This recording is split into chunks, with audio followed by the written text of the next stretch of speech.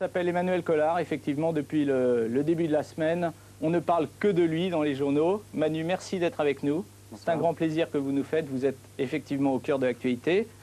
Alors, il y a une question, évidemment, qu'on va vous poser, Manu. Est-ce que c'est vous qui allez remplacer Olivier Panis la semaine prochaine à Magny-Cours? Il va falloir attendre encore un petit peu parce que je n'ai toujours pas la réponse. Donc, mais je pense avoir du nouveau très bientôt, je pense demain. Ouais. Donc, bon, pour moi, les 3 jours d'essai se sont bien passés. Ouais. J'ai réalisé de bons temps, on a fait un bon travail avec l'équipe. Maintenant, la seule chose qui fait douter, un peu, enfin pas douter, mais qui fait peur un peu au team, c'est le fait que je n'ai pas roulé depuis 9 mois et que je suis un peu juste physiquement pour le Grand Prix. Bien, Emmanuel, en tout cas, on est content de vous avoir avec nous, qu'il y ait scoop ou pas, parce qu'en l'occurrence, il ne devrait pas y avoir scoop ce soir. On est content de vous avoir à double titre, parce que c'est une émission ce soir qui va être spécialement dédiée aux jeunes, puisqu'on va ouvrir une large page karting à l'occasion d'une épreuve du championnat de France qui se déroulait ce week-end sur le circuit de Perse, près d'Aurillac. Richard Micou ainsi que plusieurs équipes de Tour de Chauffe étaient sur place. Alors on va aller tout de suite retrouver Richard pour qu'il nous donne un petit peu le sommaire de cette grande soirée de karting. Salut Richard.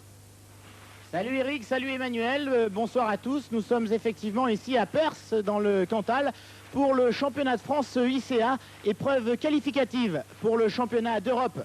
L'ICA est au karting ce que la Formule 3 est à l'automobile. Nous lui consacrerons plusieurs volets ce soir, à commencer par le déroulement du championnat de France en lui-même.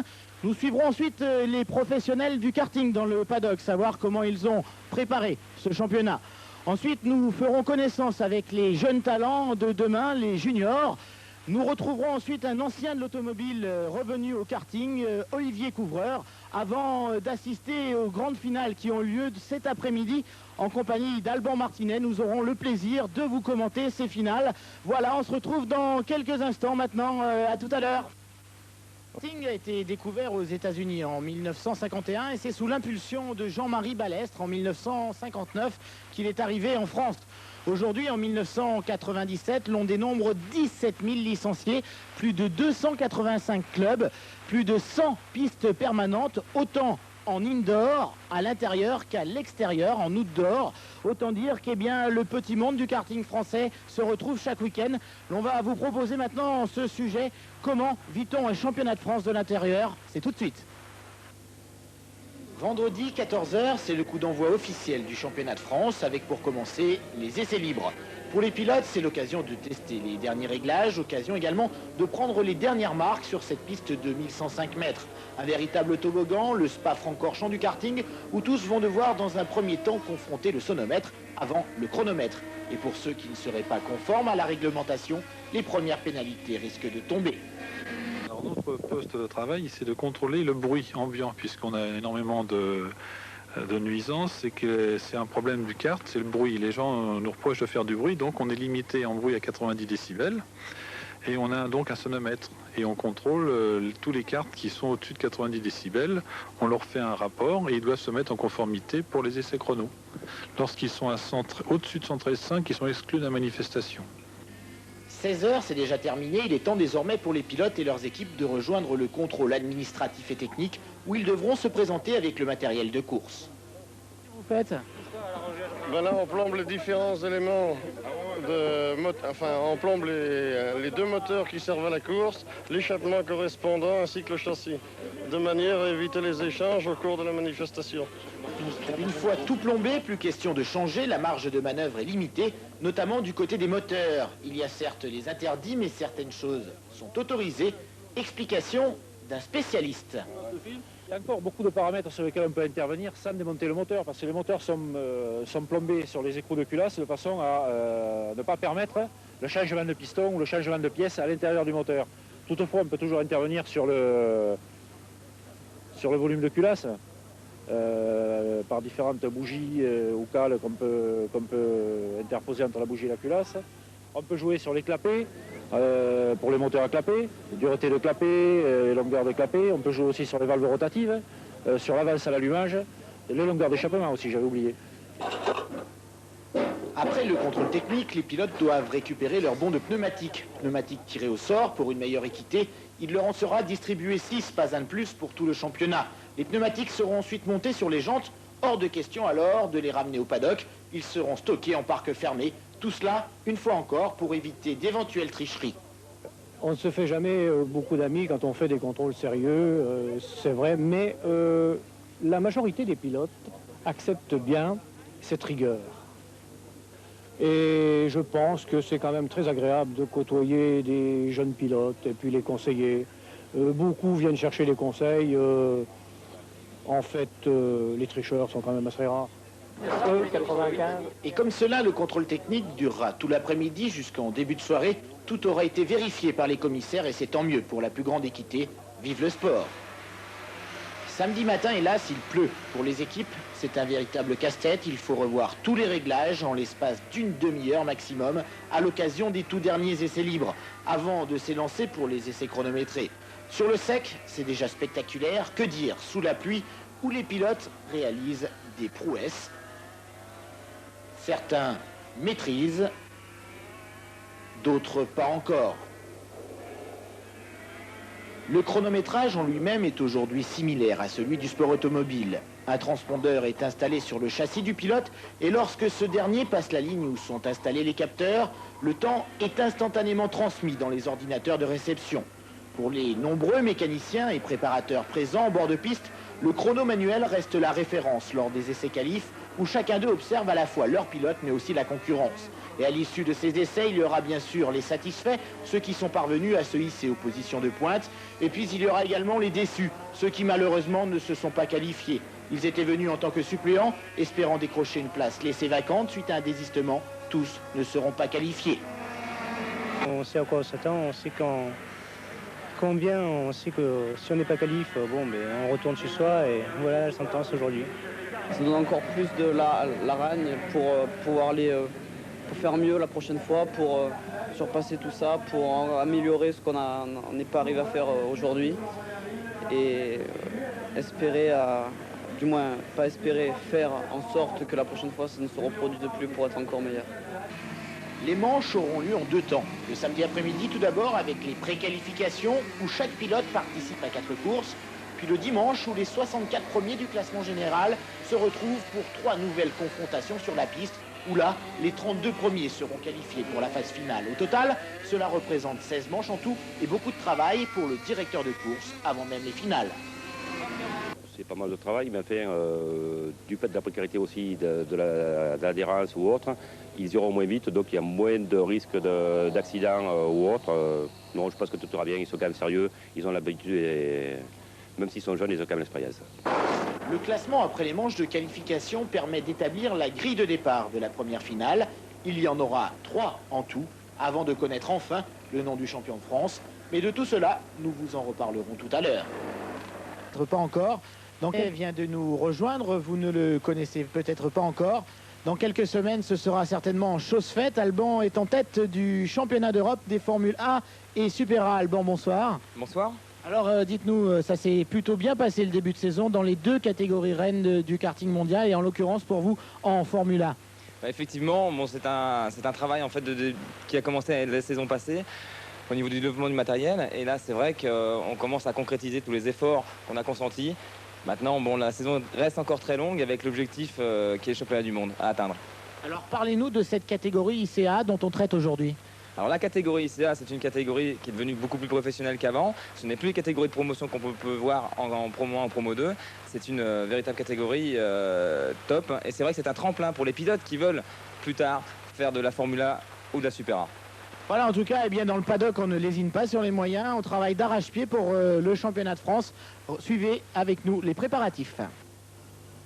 Sur le calendrier officiel de la fédération, les dates d'un championnat de France sont inscrites sur 2 jours. Cela peut paraître court, mais aussi très long à la fois, tant pour les préparateurs que pour les organisateurs. Alors nous, c'est un petit peu particulier, il faut être sûrement un petit peu fou quelque part, puisqu'on a commencé le 15 décembre et qu'il y a eu, sans discontinuer, tout le week-end mobilisé pour essayer de faire que l'accueil soit un petit peu meilleur encore, que les infrastructures soient plus compétitives, etc. C'est vrai qu'on a un petit peu de mal maintenant en France à rivaliser avec les grands circuits, puisque nous on a des moyens qui sont les nôtres et qui ne sont pas considérables, c'est vrai, et que malgré tout on essaie de rivaliser. C'est dur, mais aussi ça solidarise un petit peu l'équipe, c'est bien. Comment on obtient un championnat de France ?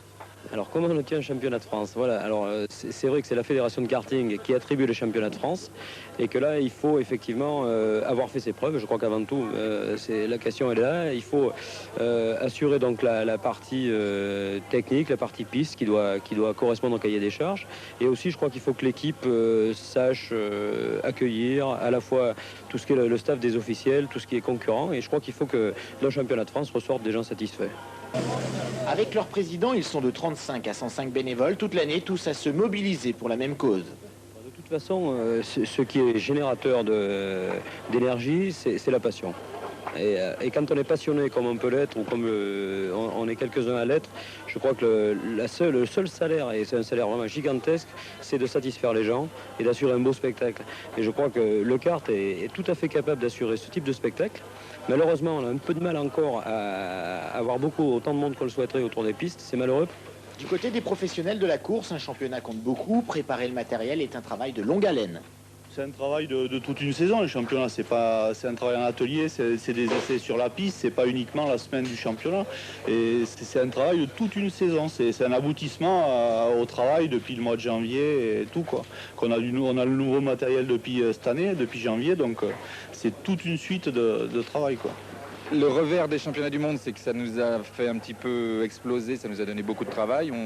Et être à la fois performant dans la fabrication, parce qu'on est constructeur de karting, être à la fois performant dans la fabrication de grandes séries et être sur les circuits présents, développer le kart, c'est assez difficile. Et ça fait qu'on a peut-être lâché un peu la compétition au profit de faire des fabrications plus soignées. Ceci dit, on a fait de gros efforts en début de saison pour relancer la machine et au niveau performance, tout est rentré dans l'ordre. Un championnat de France ça se joue en 3 manches, un championnat du monde ça se joue en 30 tours, donc c'est encore plus difficile. 3 manches, on a toujours la possibilité de réagir. Une manche, c'est encore plus difficile, donc pour nous, c'est encore un avantage. Le karting, ça se prépare déjà beaucoup à l'atelier, c'est-à-dire qu'il faut venir déjà avec un châssis bien presque neuf, je dirais. Pas vraiment neuf parce que bon, ça fait beaucoup d'argent. Et puis après, mettre des pneus, faire beaucoup d'essais. Comme tu sais, tu as fait un peu des cartes, c'est comme ça se passe. Et à partir de là, bon, bah, on essaie d'avancer petit à petit, jour par jour. Nous, ça fait 25 ans qu'on y est. Et je pense qu'au début, le kart, c'était la petite remorque, alors le kart sur le toit de la voiture. Ça, à cette époque-là, c'est terminé. Maintenant, c'est les fourgons, la toile de tente et toute la suite. Pourquoi ça? C'est les médias, je pense que c'est vous, un peu la télévision, c'est Bercy et c'est un peu grâce à vous, quoi, tout ça. Mais c'est bien. C'est très bien, c'est très bien. C'est très bien dans le sens où les gens ils ont beaucoup de moyens et je pense que pour les petits pilotes, c'est un peu juste. C'est très bien, c'est sûr que c'est très bien. Hein. Si on n'a pas une structure comme ça aujourd'hui, on n'existe même pas, quoi. Ces 5 dernières années, l'évolution technique a été très très importante et tout le monde se bat à coups de dixièmes, centièmes de seconde. On coupe le temps d'une piste de 46 secondes en 10 morceaux pour savoir à quel endroit on perd, à quel endroit on gagne. Et on se bat sur rien. Seulement le détail fait la différence. Pour 10 grammes dans un pneu, pour 5 mm sur un réglage de voie, sur un châssis, rien du tout peut faire la différence. On a des réglages bien spécifiques. Au fur et à mesure, c'est surtout au niveau des châssis qu'on a le plus de travail pour adapter. Au fur et à mesure que la piste évolue, au fur et à mesure qu'il y a de la gomme sur la piste. Ici, en plus, on a un problème avec le temps qui change tout le temps. Et la piste, ça fait monter les temps sur la piste ou redescendre les temps selon s'il y a des nuages ou du soleil, quoi. La piste est très très sensible au temps et c'est vrai que ça nous a posé quelques problèmes. Hein. Des problèmes qui ne seront pas résolus car la pluie est venue perturber les débats lors des qualifications. Dès lors, il faut repartir de zéro et trouver de nouvelles solutions techniques avec les pneus pluie. Les jeunesses, roulez petits bolides, puisque cette émission est consacrée aux jeunes. Il est temps de poser cette question à Alban. Alban, quel conseil donneriez-vous à un jeune qui veut commencer en karting? Je crois que le conseil qu'on peut donner à un jeune qui veut débuter, c'est de prendre le temps d'apprendre, de ne pas vouloir griller les étapes et puis de travailler méthodiquement jusqu'à ce que les résultats viennent. C'est ce que vous avez fait vous-même? Oui, effectivement, moi j'ai pris le temps d'essayer de travailler intelligemment et de comprendre un petit peu tous les paramètres qu'on pouvait améliorer pour réussir. Et puis c'est vrai que même si au départ c'est long et qu'on est impatient, qu'on manque de résultats, ça finit par payer. Rapidement, quel a été votre parcours? J'ai commencé le karting il y a 15 ans, après j'ai gagné les 24 heures en karting en 92, 93 j'étais sacré vice-champion d'Europe de kart, après donc je suis monté en automobile avec la filière ELF pour terminer second donc, de la Formule Campus. 95 était une année un peu plus difficile puisque j'ai débuté en automobile en Formule Renault et j'étais malheureusement contraint d'arrêter la saison faute de budget. Donc c'est pour ça que je suis revenu en 96 en karting avec l'usine Go-Kart, pour commencer en fait un travail de développement et qui maintenant porte ses fruits. En tout cas, les pilotes qui reviennent de l'automobile pour faire du karting, on en parlera tout à l'heure. Pour l'instant, on va s'intéresser à la relève, aux jeunes juniors qui participent à ce championnat de France ICA. Julien Poncelet est un des plus jeunes du plateau. Après les manches sous la pluie, Poncelet a dominé les plus expérimentés de cette catégorie. Lui, comme beaucoup d'autres juniors, fait partie de la relève française. Rencontre. J'ai 16 ans donc. J'ai commencé le kart en 89 en mini-kart. Au début c'était des démonstrations, puis j'ai évolué donc dans la catégorie minime, cadet, et puis je suis maintenant en ICA. Donc cette année au championnat de France ça marche plutôt bien, puisque pour l'instant on est en tête. Et j'espère que ça va se dérouler aussi bien pour la suite. Dites-moi, qu'est-ce qui vous a fait débuter en karting? Vous auriez pu faire du ski ou je sais pas moi, un autre sport? En fait, on suivait des courses de rallycross quand j'étais petit avec mon père. Puis un jour, vu que moi ça me branchait assez les sports mécaniques, on m'a proposé d'essayer de faire du karting. Donc on a essayé un kart et puis ça m'a plu tout de suite. Donc voilà comment ça a commencé. Quand on est tout jeune, comme ça, comme vous, 16 ans, est-ce qu'on arrive encore à concilier correctement études et sport? C'est assez dur, assez difficile. D'ailleurs, j'ai le brevet là après le championnat de France. Je pense que ça va bien se passer. Mais non, ça va. Comme Julien, ils étaient 5 autres juniors, parmi les 10 premiers du classement général à l'issue des préqualifications. Comme Julien, ils se présentent. Je m'appelle David Cruz, je fais du kart depuis 4 ans. J'ai fait quelques championnats de France. L'année dernière, j'ai participé au championnat de France junior. J'étais 3e pour les finales. Je m'appelle Frédéric Joé, j'ai 16 ans. J'ai débuté le kart en 1991 en catégorie minime. Ça fait maintenant donc 7 ans que je fais du kart. J'ai fait 3 ans de minime, 2 ans de cadet et 2 ans d'ICA. Je m'appelle Guillaume Faure, j'ai 15 ans. Et l'année dernière, j'ai été vainqueur du Trophée de France cadet à Laval. Et cette année, j'espère bien avoir un résultat pour aller champion d'Europe ICA à Genk à fin juillet. Je m'appelle Arnaud Kozinski, j'ai 15 ans et demi. J'ai été vainqueur du trophée Jérôme Bernard l'année dernière. J'ai fait une bonne performance dans la journée aujourd'hui. Ça m'a bien permis, la pluie m'a bien permis de rattraper tout le retard que j'avais perdu au chrono. Puis... Déjà parmi les favoris cette année, les juniors seront les têtes d'affiche des championnats nationaux et internationaux l'an prochain. À suivre. Cette année, il était coutume de voir les pilotes de karting passer logiquement à l'automobile. Et depuis 2 ou 3 saisons, maintenant, on voit les pilotes de l'automobile revenir au karting. C'est votre cas. Alors, n'est-ce pas trop dur de lâcher l'automobile pour revenir en kart à ses premières amours? Bon, c'est vrai que c'est un petit peu difficile au départ, mais après, la compétition reprend vite le dessus. On a l'impression, effectivement, au départ, de faire un petit retour en arrière. Mais je peux vous assurer que quand vous êtes bien entouré et que vous avez les moyens de gagner, c'est aussi intéressant de rouler pour la gagne en karting que de jouer les seconds couteaux en automobile parce que vous n'avez pas les moyens financiers de gagner. Du kart à l'automobile, de l'automobile au kart, c'est ce que l'on voit tout de suite maintenant avec le grand retour d'Olivier Couvreur. Ce jeune homme de 27 ans a été en 1986 le plus jeune champion de France de l'histoire dans la catégorie reine du karting français, la Formule A. Après avoir suivi la filière classique du kart à l'automobile, après avoir remporté une école de pilotage, Olivier Couvreur comptait parmi les espoirs du sport automobile français. Lui aussi, comme d'autres à l'époque, a dû jeter l'éponge après l'arrivée en France de la loi E20. Ça a 5 ans, c'est digéré dans ma tête. Donc, mais c'est vrai que il y a eu du gâchis, il y en a qui ont sauté, il y en a d'autres qui sont passés. C'est la loi. Hein. Dire, on va pas refaire le monde, mais bon, c'est vrai. Bon, plus de regrets maintenant. Maintenant, j'ai passé, ma carrière est finie. On fait un peu de cartes, je me donne à fond. Et puis voilà, quoi. Le reste, maintenant, c'est fini pour moi. Sans la Soli, je pense que je serais jamais revenu. Ils m'ont rappelé l'hiver dernier et puis ils m'ont demandé si ça m'intéressait de refaire un peu de kart. Ils avaient personne, j'ai dit ok, alors on y va. Les pilotes d'auto reviennent aussi en kart.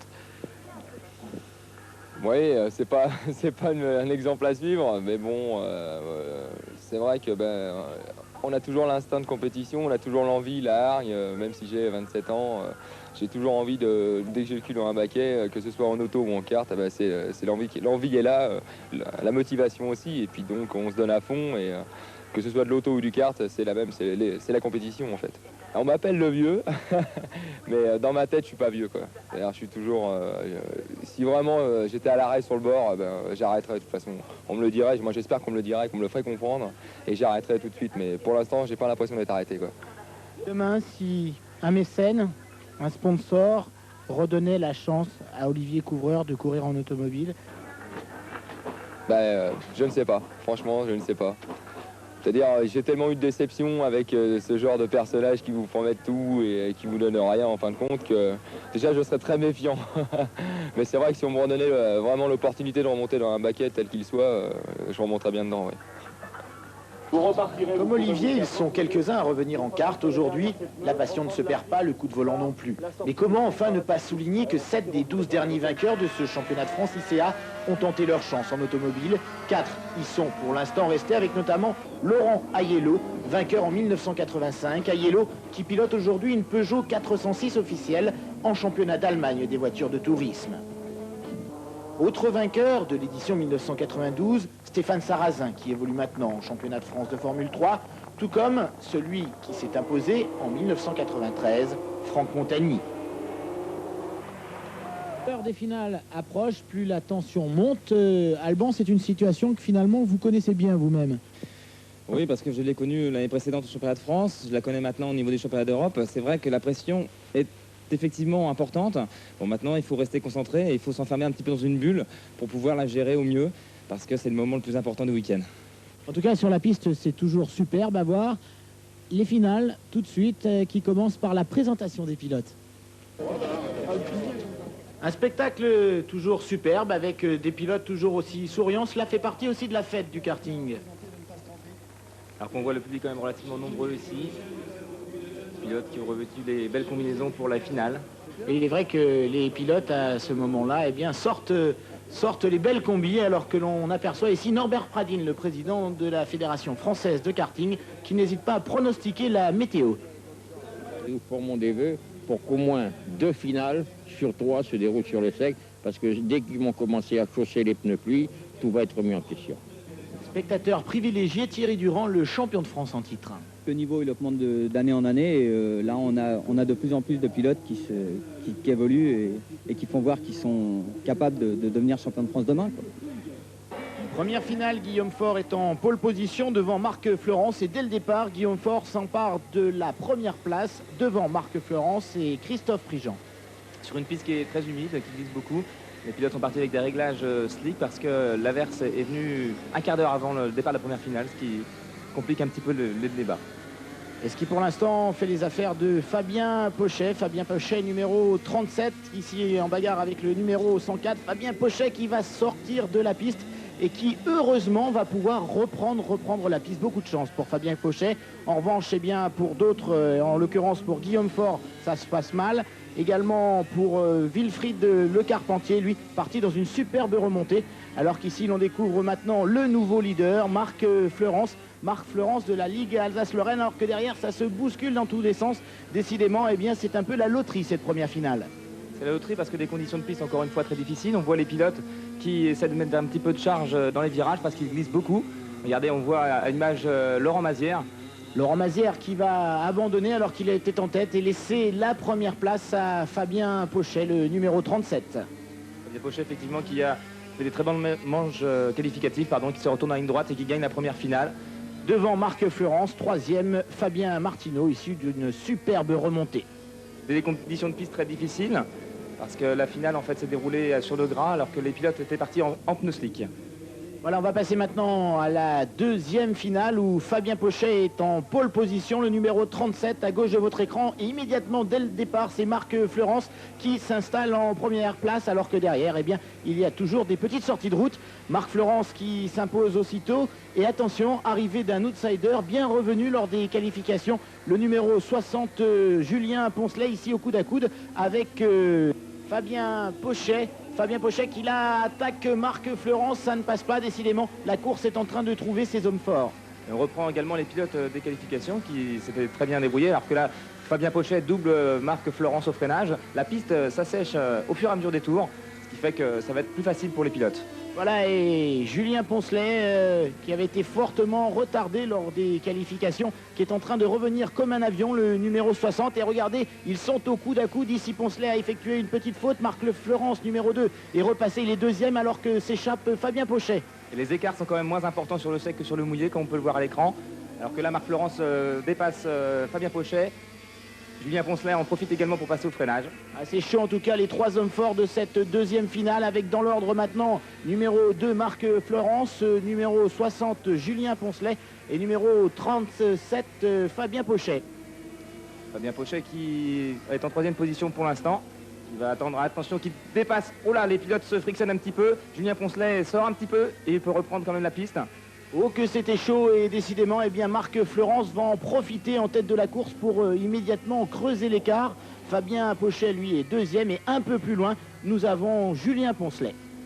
Marc Fleurance, l'Alsacien, dans son dernier tour, à quelques mètres maintenant de l'arrivée de la victoire dans cette deuxième finale. Fleurance s'impose devant Fabien Pochet et Julien Poncelet. Ils ne sont plus que deux à pouvoir s'imposer, Fabien Pochet et Marc Fleurance. Tout va se jouer dans la dernière finale, maintenant la troisième et dernière finale, où l'on retrouve en pole position Marc Fleurance à gauche de votre écran et à droite Fabien Pochet qui va prendre le meilleur. Attention, Marc Fleurance s'impose à la régulière devant Julien Poncelet qui décidément crée de plus en plus la surprise dans ce championnat. Julien Poncelet a fait un beau championnat. La pression, c'est vrai, qu'elle est énorme sur la troisième finale parce que le titre va se jouer sur les deux derniers pilotes. Là, il faut absolument que l'un l'emporte sur l'autre. Un titre qui va se jouer entre Fabien Pochet, numéro 37, et Marc Fleurance, numéro 2, alors que l'arbitre, là, Julien Poncelet, qui lui ne peut plus s'imposer à la régulière. Julien Poncelet est actuellement deuxième, alors qu'en tête, eh bien, est en train de s'échapper Fabien Pochet. Effectivement, Fabien Pochet a modifié ses réglages pour la troisième finale, alors que là, Loïc Petit est devant Marc Fleurance, donc deux coéquipiers du team GKS. Tout cela pour la troisième place, alors qu'en tête, eh bien, Julien Poncelet va apporter une attaque sur Fabien Pochet et ça passe superbe. Il faut savoir que c'est un circuit avec une ligne droite qui est très longue et le phénomène d'aspiration est important, comme on a pu le voir sur cette image. Nous sommes maintenant dans l'avant-dernier virage. Julien Poncelet est en tête devant Fabien Pochet. Julien Poncelet qui s'impose dans cette dernière finale devant Fabien Pochet, et Loïc Petit, Marc Fleurance, le futur champion de France, ne termine que quatrième. Les pilotes ont vécu un championnat de France difficile, perturbé par des conditions météorologiques et la pluie qui était très présente. Difficile fin de manche de qualification. Au final, vous êtes revenu. Vous êtes troisième ce soir du classement général final, après avoir remporté la dernière finale. Finalement, vous échouez pour un petit rien. Oui, les trois premiers pilotes étaient très serrés. Ça s'est joué. La première finale, je suis parti un peu plus loin qu'eux. J'ai réussi à remonter quatrième tout de même. Et la deuxième manche, j'ai assuré à troisième place, même si je me suis un peu accroché avec Fabien Pochet. Et la dernière manche, je la gagne, mais bon, c'est déjà ça. Fabien, c'est dur d'échouer comme ça. Vous êtes à égalité et malheureusement, c'est la troisième manche qui départage une troisième manche. Vous avez malheureusement pris des pénalités. Ouais, je suis un peu déçu parce que je finis deuxième quand même. Mais à la deuxième manche, ils m'ont mis 3 points. C'est vrai que j'ai un peu forcé le passage, mais c'était pas volontaire. Je pense pas que je l'ai mis dehors. Vraiment dehors, quoi. Il a résisté aussi un peu. Mais bon, je suis quand même content, j'ai fini deuxième. Vous êtes champion de France. Heureux, mais dur à réaliser. Parce que tout le week-end, on est devant. Consécration très bien pour l'équipe. Depuis le début de l'année, on travaille. Je réalise pas encore comme il faut. C'est tout ce que ça fait? Non, intérieurement, c'est bon, mais il faut attendre le final. Normalement, c'est bon. Dites-moi, vous terminez devant 2 juniors. C'est l'expérience qui a fait ça? Peut-être l'expérience joue. Ça fait 2 ans que je roule en ICA. J'étais venu faire le junior ici il y a 2 ans. Peut-être ça, mais bien. Un beau trio de pilotes, Jacques, on peut les applaudir, hein. Je crois qu'ils l'ont bien mérité, en tout cas ils nous ont fait vibrer à un point qu'on ne soupçonnait même pas nous-mêmes. Voilà, en tout cas, eh bien, nous espérons ce soir qu'avec la Dream Team, comme on les appelle, l'équipe